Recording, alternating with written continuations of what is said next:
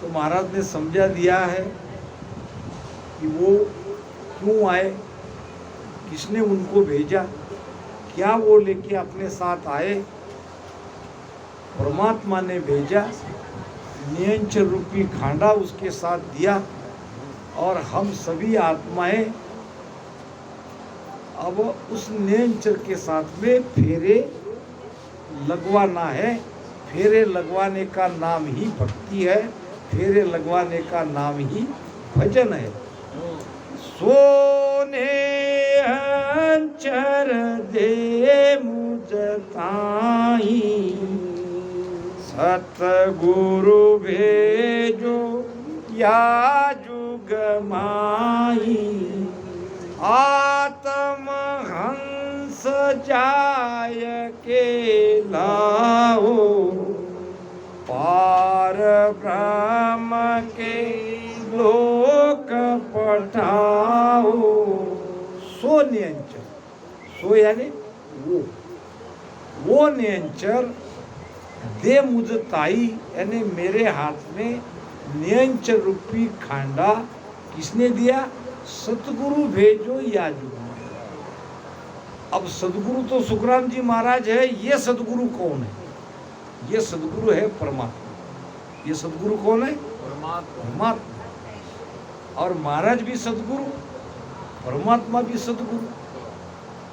मैं भी ब्रह्म ब्रह्म को गाऊं, ब्रह्म ब्रह्म को कहे समझाऊं। मैं भी ब्रह्म ब्रह्म को गाऊं, मैं भी ब्रह्म हूँ, ब्रह्म की ही महिमा करता हूँ और ब्रह्म को ही समझा रहा हूँ।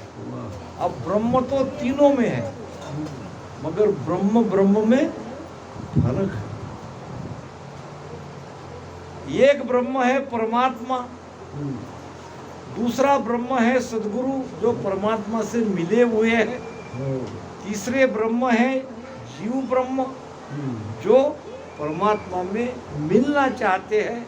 मैं भी ब्रह्म ब्रह्म को गाऊं, ब्रह्म ब्रह्म को कहे समझाऊं। एक जगह कहीं सत्संग हो रही थी और उस दिन गुरु महाराज ने ब्रह्म का ही विषय लिया था और कह रहे थे कि भाई सब में ब्रह्म है, सबके अंदर ब्रह्म देखना चाहिए। जितने जीव जंतु है, पशु पक्षी है, सब ब्रह्म।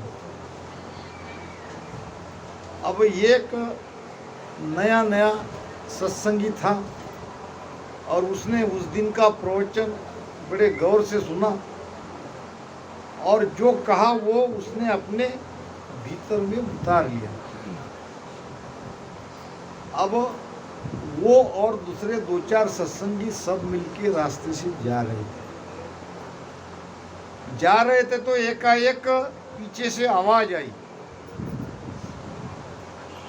हाथी पे बैठा महावत चिल्ला रहा था, अरे भाई बाजू हो बाजू हो बाजू हो, हाथी पगला गया, हाथी पगला गया। वो चिल्ला रहा था और हाथी बेफाम होके इधर उधर दौड़ रहा था रास्ते पे। अब ये 4-5 सत्संगी सत्संग सुन के जा रहे थे घर। अब वो बाजू हो गए, उसमें से एक जो नया नया सत्संगी था वो कहने लगा, अभी तो सुन के आए गुरु महाराज, सब में ब्रह्म है, सब में ब्रह्म। अब हाथी में ब्रह्म है और मुझ में भी ब्रह्म है, ब्रह्म ब्रह्म को कैसे मारेगा? अब वो ज्ञान उसने अपने पे ले लिया। अब बाकी कहने लगे भाई बाजू हो जाओ, वो हाथी पगला गया है, हाथी पकड़ के सोंड में फेंक देगा, मर जाओगे। नहीं नहीं, गुरु महाराज ने अभी तो कहा सब में ब्रह्म है। एक ब्रह्म दूसरे ब्रह्म को कैसे मारेगा? अब हटा नहीं और आखिर में वही हुआ जो नहीं होना चाहिए था। हाथी ने पकड़ के सोंड में उसको एक। ये तो अच्छा हुआ कहीं पत्थर पे गिरा नहीं, मगर लगा बहुत। जैसे तैसे लोगों ने उसको खड़ा किया और थोड़ी देर में पानी गिनी पिलाया, फिर चलने फिरने लायक हो गया। तो 2-3 सत्संगी आ गए अब चलो भाई, आप घर तक तो नहीं जाओगे, तुम आश्रम पे ही चलो, नजदीक था। अब चलो भाई, गुरु महाराज को तो मुझे पूछना ही है। जैसे तैसे इसके कंधे पे हाथ रख के वहां तक आया। गुरु जी ने पूछा, क्या हुआ? ये सब आपका ज्ञान का ही तो पराक्रम है। अरे भाई, क्या तुमने कहा नहीं क्या सब में ब्रह्म है? मैंने सब में ब्रह्म देखा, मगर हाथी ने मुझे पटक दिया। अरे भाई, मैंने कहा झूठ कहा था? सब में ब्रह्म है, ये प्रमाणित बात है। अब तुमने हाथी में ब्रह्म देखा, मगर महावत में ब्रह्म नहीं देखा। वो तो चिल्ला रहा था, बाजू हो बाजू हो। अब उसकी अगर सुन लेता तो ये हालत नहीं होती थी। तो ज्ञान को कैसे लेना है, ये समझने की बात है। समझ क्या रहे हैं कि ब्रह्म है, मैं भी ब्रह्म, ब्रह्म को गाऊं, मगर अंतर है। एक ब्रह्म है परमात्मा, एक ब्रह्म है सदगुरु जो परमात्मा से मिले हुए हैं, और बाकी हम लोग सब ब्रह्म हैं जो उस परमात्मा में मिलना चाहते हैं। महाराज कहते हैं, आत्म हंस जाए के लावो और पार ब्रह्म के लोग बताओ। ये सब आत्म हंस की शादी नियंचर के साथ करनी है, और महाराज को परमात्मा का आदेश हुआ है। ये अब वो नियंचर सबके अंदर जगा रहे हैं, उनकी सत्ता चल रही है, और हमारे अंदर वो नियंचर जग रहा है। नियंचर जग रहा है मतलब हमारी शादी अब होने वाली है, हमारी आत्मा परमात्मा से मिलने वाली है। अनंत क्रोध आगे जन आया, आत्म हंस ब्यावने भाया, सोई रीत हमारी होई, ब्रह्मारीत और कहूँ तोई। देखो, समझने की बात है। महाराज ने ये नहीं कहा कि मेरे अंदर विशेष सत्ता है। क्या कह रहे महाराज? अनंत करोड़ आगे जन आया, मैं ही आया ऐसी बात नहीं है। मेरे आगे कई संत आके गए। जे था कंत कबीर का, दादू का महाराज, और सब संतन का बालमा, दरिया का सिरताज। कंत कहते हैं पति को। कबीर साहब ने जिसका सुमिरन किया, उसी का सुमिरन दादू साहब ने किया, और वही सब संतन का बालमा है, सब संतन का पति है, लड़का है, और वही दरिया जी महाराज का सिरताज है। दरिया जी महाराज कहते हैं कि मैंने उसी को सिमरन किया। अब यहाँ सदगुरु सुखराम जी महाराज कह रहे हैं, अनंत करोड़ आगे जन आया, मेरे आगे कई संत आए, और आत्महंस ब्याव ने ब्याया। आत्महंस का ब्याव करने के लिए ये अनंत संत इसके लिए आए, सोई रीत हमारी हुई। मैं भी वही ज्ञान दे रहा हूँ, मैं कोई अलग ज्ञान नहीं दे रहा हूँ। ब्रह्मा रीत और कहूँ तोई, यानी संतों की रीति में और ब्रह्मा की रीति में अंतर है। अब क्या अंतर है? ब्रह्मा जी किसके लिए आए? ब्रह्मा सिरजो रचन, ब्रह्मा जी उत्पत्ति करने के लिए आए, सृष्टि की उत्पत्ति करने के लिए। विष्णु करत प्रतिपाल, भगवान विष्णु प्रतिपाल करने के लिए आए, और शिव को रचा संहार को। संहार नाम बैलेंस, संहार नाम एकदम खत्म नहीं, बैलेंस। जहाँ ज़्यादा हो गए तो हटाओ, बैलेंस में रखो। ये शिव जी के जिम्मे बैलेंस है, संहार है। ब्रह्मा जी उत्पत्ति के लिए आए, और भगवान विष्णु पालन पोषण करने के लिए आए। अब ये तो सब बसाने के लिए आए, और संत ये बसी हुई दुनिया को उजाड़ने के लिए आए। उजाड़ने के लिए तो आए। मोक्ष का मतलब क्या है? मोक्ष गयो आयो नहीं कोई। जो मोक्ष में गया वो दोबारा नहीं आए। जे जे जाय मिल्या पदमाई, जे जे जाय मिल्या पदमाई, उनकी नकल जुग में लाई, उनकी नकल जुग में लाई, जे जे जाय मिल्या पदमाई, जे जे जाय मिल्या पदमाई। अब जो परम पद में मिल गए उनकी नकल नहीं है। क्या है नकल? नकल किसको कहेंगे? उनकी नकल जग में नहीं है ने क्या? परम पद में मिल गया आत्मा। परम पद में कौन गई? आत्मा। आत्मा है असल, नकल क्या है? ये शरीर। ये शरीर नकल है, ये माया है। अब जो परम पद में मिल गए दोबारा उसको शरीर नहीं मिला। आत्मा तो निराकार है, वो कोई दिखने वाली चीज थोड़ी है, दिखते ही शरीर ही। अब हमारी नकल कितनी है देखो। अगर हम मान लो हम भजन भक्ति नहीं करते, ये धारा में नहीं आते, तो 84 लाख योनि में जितने शरीर है वो सब हमारी नकल थी। असल हम थे और नकल था शरीर। इसके बाद गधे बनते, घोड़ा बनते, बैल बनते, ये नकल ही तो है।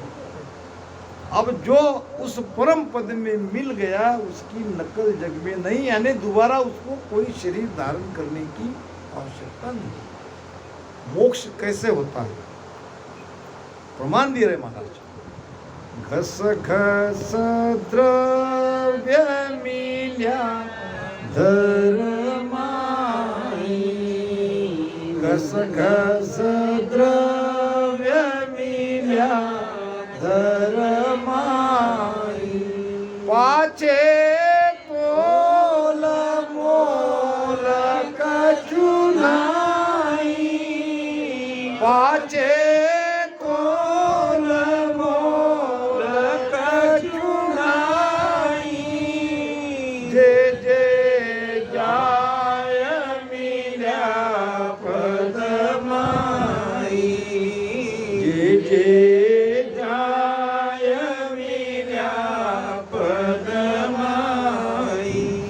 कैसे मिट जाते हैं? बहुत अच्छे से इस भेद को समझना पड़ेगा। पहले बाहर से समझेंगे फिर भीतर में आएंगे। बाहर से कैसे समझे? मान लो द्रव्य कहते हैं सोने के लिए, सोना भी तो द्रव्य ही है। अब सोना आता कहाँ से है? सोने की रहते हैं खान। खान समझते हो ना? जैसे कोयले की खान रहती है, राजस्थान में ये पत्थरों की खान है, ग्रेनाइट की खान है, जमीन के अंदर में मिलते हैं सब। वैसे ये सोना भी मिलता है अफ्रीका देश में, ज़्यादा सोने की खान है। तो सोना आता है खान से, और फिर उसकी बनाते हैं अलग अलग अलंकार, कान के, नाक के, गले के बनाते हैं। अब मान लो खान से कुछ सोना आया और सोने का सुनार ने एक 10 तोले का हार बना दिया। 10 तोले का हार बन गया।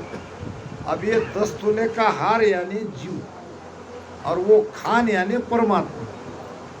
परमात्मा से ये जीव आया और जीव भाव में ये जीव बन गया।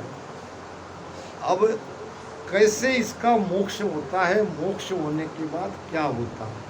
मोक्ष गयो आयो नहीं कोई। अब 10 तोले का हार बना के हम उसको गले में पहना, साल 2 साल 3 साल 4 साल, और फिर कुछ काम आ गया पैसे का, घर में पैसा और है नहीं, फिर विचार किया कि ये 10 तोले की हार सुनार को दे दे और इसके कितने पैसे बनते हैं वो ले ले। अब जब हम सुनार के पास जाते हैं तो वो 10 तोला नहीं भरता है। कितना भरता है? 9.5। अब वो सोना गया कहाँ? सुनार ने तो नहीं निकाला, वो तो हमारे सामने ही सब पड़ा है। हमने गले से निकाल के उसके वो जो मशीन है उस पर रख दिया। वो बता रहा, देखो भाई यहाँ तुम्हारे पास बिल है तो बिल 10 तोला का है, मगर 9.5 के पैसे मिलेंगे, लेना हो तो बोलो, नहीं तो जाओ। फिर 10 के 9.5 तोले बने, आधा तोला गया कहाँ? घिसा। क्या हुआ? घिसाई हुई। घस घस द्रव्य मिल्या धर्माई। कहाँ चला गया? धरती में। वापस खान में गया क्या? जहां से वो आया वहां गया क्या? वो यानी मिट्टी में चला गया, धरती में समा गया, ढूंढने से भी उसको नहीं मिलेगी। घस घस द्रव्य मिल्या धर्माई, पाछे तोल मोल कचू। फिर उसका न तोल होता है न उसका मोल होता है, वो मिट गया, वो चला गया। तो वो जिस खान में गया वो है आनंद पद, और जहाँ से आया वो सोने की खान है पार ब्रह्म, और सोना है जीवात्मा। और घिसाई कब होती है? जब उसको हम पहनते हैं 2-4 साल। तो इस प्रकार जो हम भजन कर रहे हैं, ये अंदर में घिसाई हो रही है। हम दिन ब दिन मिट रहे हैं। ये मिटने की भक्ति है। हमारी जो भक्ति है ये मिटने की भक्ति है। लोग तो मृत्यु आने के बाद मरते हैं, मगर हम रोज मर रहे हैं। रोज हमारी घिसाई हो रही है। घस घस द्रव्य मिल्या धर्माई, पाछे तोल मोल कचुनाई। महाराज कह रहे हैं कि सोई रीत हमारी होई, और ब्रह्मा रीत और कोई हुई। ब्रह्मा जी की रीत क्या है? दुनिया को बसाना। और संतों की रीत क्या है? जो तड़प रहे हैं, सभी नहीं जाएंगे मोक्ष में। मूढ़ मूर्ख को जीव रे सुने न समझे आए, जन सुखिया जग सुख में जन्म गंवावे जाए। जो अज्ञानी जीव है वो तो इस ज्ञान को समझ नहीं सकेंगे, फिर कौन जाएंगे? तड़पने वाली आत्मा जो परमात्मा को पाना चाहती है, परमात्मा के लिए तड़प रही है। जम जालम की त्रास सो हंसा करी पुकार, सुखिया सायब आविया ले जन को अवतार। जम जालिम की त्रास सो हंसा करी पुकार। जम कैसा है, कितना जालिम है, किसी ने देखा क्या? आपको जम ने त्रास दिया क्या कभी? फिर आप कैसे पुकार रहे? महाराज तो कहते जम जालिम की त्रास सुहांसा करी पुकार। अब हमने जम को भी नहीं देखा और उसकी कितनी पीड़ा है, कितनी तकलीफ है, ये भी नहीं देखा। फिर हमने कैसे पुकारा? हमको कैसे सद्गुरु मिले? जम को समझना पड़ेगा, जम कौन है। जम सरी सा बेरी पाया, जम सरी सा बेरी पाया, दान भगत पद लिया, दान भगत पद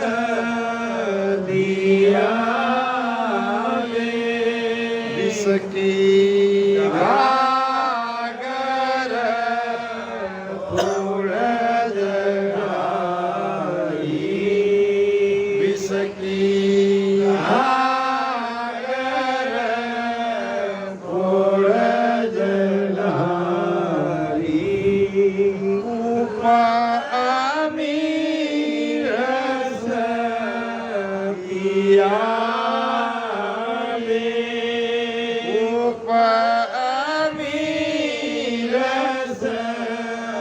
पिया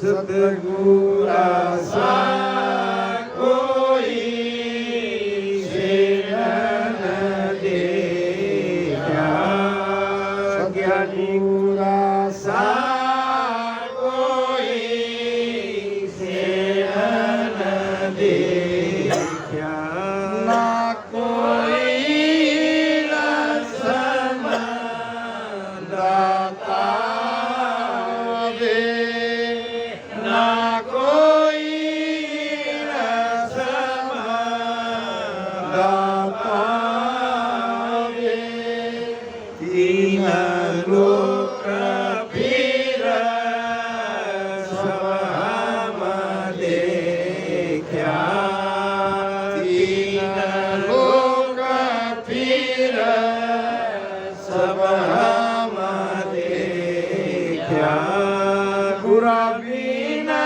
दो जग जाता ले बुरा बिना दो जग जाता ले कूप अमीरस पाया है कि पिया है? क्या कहते हो आप बापू? कूप अमीरस पाया कि पिया? उकंडा बापू क्या कहते हो? खूब अमीरस पाया। पाया। अब उसके पहले क्या है? जम सरी का बेरी पाल्या दान भगत पद दिया में दिया है तो पिया होना। पैसा यमक जुड़ा है हमारा। दिया है तो पिया। पिया ही चाहिए, पाया नहीं पिया। पिया पिया को पिया लगता क्या? कूप कूप यानी कुआ। हाँ अमृत का कुआ ही पिया। ऐसा थोड़े से अमृत से अमर हो जाते हैं। हाँ यहाँ क्या? अब आनंद कुआ ही तो है अमृत। हाँ ये जो आनंद आता है हाँ ये थोड़ा तो भी आता है। थोड़ा सा अमृत अगर पी ले तो हम अमर हो जाते हैं। हाँ एक व्यक्ति ने उसकी इच्छा हुई कि सब अमृत अमृत कहते हैं तो अमृत कहीं संसार में होना चाहिए, तो चलो ढूंढो उसको। सारी जिंदगी उसने अमृत ढूंढने में लगा दी, मगर थका नहीं, हार नहीं मानी। एक दिन उसको अमृत का एक क्या कहते हैं उसको, तालाब, अमृत का तालाब मिल गया। हाँ अब तालाब अमृत का मिल गया, यहाँ इतना सा नहीं मिल रहा अपने को पीने को, वहां तो तालाब मिल गया। कितना खुश हुआ होगा। कौन सा अमृत हमें चाहिए ये समझना पड़ेगा। यही है वो अमृत जो पीने से अमर हो जाते हैं। आव नहीं देखा, ताव नहीं देखा, सोचा नहीं, और जितना पी सकता था उतना उसने पी लिया। अब अमृत पीने के बाद हो गया अमर। अब अमर हो गया, अब उसकी उम्र कितने साल की हो गई उसको भी पता नहीं। अब वो जिंदगी उसको बोझ बनने लगी, शरीर साथ नहीं दे रहा था। अब वो हो गया अमर। अब उसने कहा मैंने तो गलती कर ली। वो भगवान का जो हिसाब था वो बराबर था। छोटी सी जिंदगी थी, उसमें जीना उसमें मर जाना ये ठीक था। अब कई पीढ़ियां मेरे सामने जाके मर गई, मेरे कोई रहे नहीं, जो है वो मुझे पहचान नहीं रहे। अब मैं जी के भी क्या करूं? बहुत दुखी, अमृत पी के दुखी। अब उसके जैसा कोई एक और आ गया ढूंढते ढूंढते, और वो भी वो अमृत के तालाब तक आ गया। तो उसने कहा खबरदार, अरे भाई कौन है तुम? तुम्हारे पहले जिसने अमृत पिया वो मैं हूँ बोले। इतने साल का मैं हुआ ये मुझे भी पता नहीं, ये सारी जिंदगी मेरी बोझ बन गई है बोले। मेरे इतना दुखी कोई नहीं। अरे भाई अमृत पीने से अमर होते हैं ना, तो अमर ही तो मेरे लिए दुखदाई है। मेरी कितनी पड़ी मर गई मुझे पता नहीं, कोई मेरा नहीं, मैं किसी का नहीं, जिंदा रह के करूं क्या। अब मौत मांग रहा हूं तो मौत मिल नहीं रही है। अगर तुमको मेरे जैसी जिंदगी चाहिए तो ये अमृत है, पियो। अब वो वापस हट गया। बात तो इसकी सही है। हमें कौन सा अमृत चाहिए? भीतर का आनंद चाहिए, हमारी आत्मा का आनंद चाहिए। ये काया कलश विष से भरा है, इसमें के विष निकाल दो। काया से संपर्क तोड़ो, मन से नाता तोड़ो, फिर भीतर बसता है आनंद। आनंद ढूंढने के लिए कहीं जाना नहीं है, आनंद हमारे भीतर है, मगर बीच के पर्दे को हटाना है। तो महाराज कहते हैं, सतपुरा सा कोई सेन न देखा, ना कोई इंसम दाता बे, तीन लोक फिर सब हम देखा, बुरा बिन भोजन जाता बे, जम सरीसा बेरी पाले। विषय कहाँ था हमारा? यम। अब यम कौन है? जम जालिम की त्रासु हंसा करी पुकार, कहते हैं ना। कौन सा जम है जो जालिम है? मन। यम कौन है? मन। तेरा बेरी कोई नहीं, तेरा बैरी मन। ये मन ही तो हमारा दुश्मन है, मन ही तो काल है, और ये मन को ही तो जीतना है। मन जीते जगत जीते। मन ही निरंजन काल कराला, ये मन ही निरंजन है। होन काल को मनवो चेतन, अंचा शक्ति दोई, या दो न्यामिल कया सारा, पांच तत्व नव लोई। ये इच्छा शक्ति और मन का ही तो प्रसारा है। अच्छा, दिन में आप मन के साथ हो तो आपका दिन अच्छा है कि आपकी रात अच्छी है? रात में जब आप सोते हो वो अच्छा है कि दिन में जो सब काम धंधा करते हो, सब माया का सुख लेते हो, ये अच्छा है? देखो, दिन में आप मन के साथ हो, दिन में आपके अंदर परेशानी भी है, सुख भी है, तो दुख भी है। मगर रात में जब आप सो जाते हो, सुबह जब उठते हो तो बहुत ताज़ा ताज़ा आपको महसूस होता है। इसलिए होता है कि आप काल से अलग हो, रात में आप मन से अलग हो। मन से आपका संपर्क कुछ देर के लिए, कुछ घंटों के लिए अलग हो गया तो आपको अच्छे से नींद आई, और नींद आने से आपको अच्छा लगा। और दिन में आप मन के साथ है, काल के साथ है, तो तुम्हारा चल रहा है, ये करो वो करो। मन विचार के द्वारा हमें सताता है। मन का नाम है एक जगह कहीं जो रुकने वाला नहीं है, वो है मन। ये किया तो दूसरी मान तैयार। मन कभी एक जगह टिका नहीं, मन कभी वर्तमान में रुका नहीं, ले जाएगा भविष्य में, नहीं तो भूतकाल में। मन ही कहेगा आपको कि छोटा सा घर चाहिए। अब यहाँ वहाँ से इधर उधर से पैसा जमा करके घर हो गया तैयार, और घर में रहने के लिए चले गए।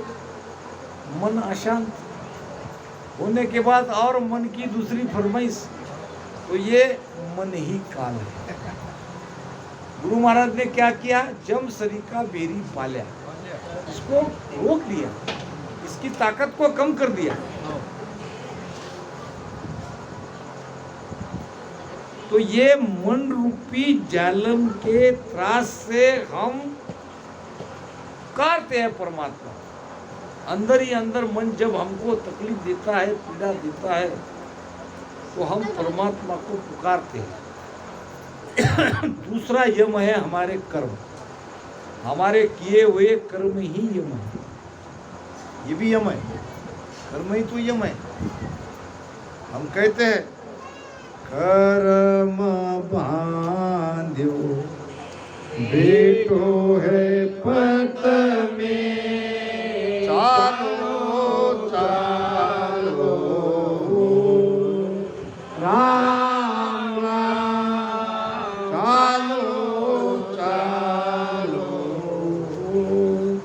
काल सिराने यम खड़ो है, काल सिराने यम खड़ो है, दुसंग छाया दो, दुसंग छाया दो, प्राणिया समदर सिमरो राम, प्राणिया समदर सिमरो राम। अब यहाँ भी गड़बड़ है, कोई कहते हैं कंबर बांधा, हाँ, कमर बांधा नहीं, करम। अब कंबर को कैसे बांधोगे? हम हमारे किए हुए कर्म को बांध के बैठे हैं मौत के रास्ते में। हाँ। हम बैठे, मौत कभी भी आ सकती है। जहाँ हम है, जिस देश में है, उसको कहते हैं मृत्यु लोक। मृत्यु लोक का मतलब है यहाँ आने वाले सब मरेंगे, एक दिन जाएंगे। हम हमारे कर्म बांध के मौत के रास्ते में बैठे हैं। अब क्या हो रहा है? चालो चालो चालो चालो, यानी क्या? चला गया चला गया, आज यहाँ का गया, आज वहाँ का गया, आज इतने एक्सीडेंट हो गए।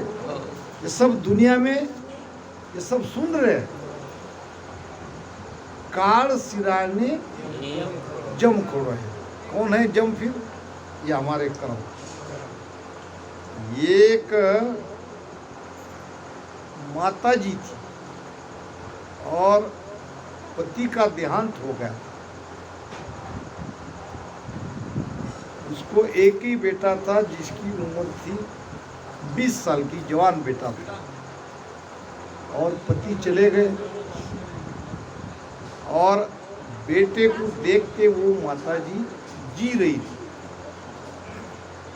एक दिन सर्प ने उस बेटे को दंश कर लिया, बेटा मर गया। अब बेटा मर गया तो माताजी रोने लगी। एक ही बेटा और वही उसका आधार जीने का, और उसके सांप ने काटा।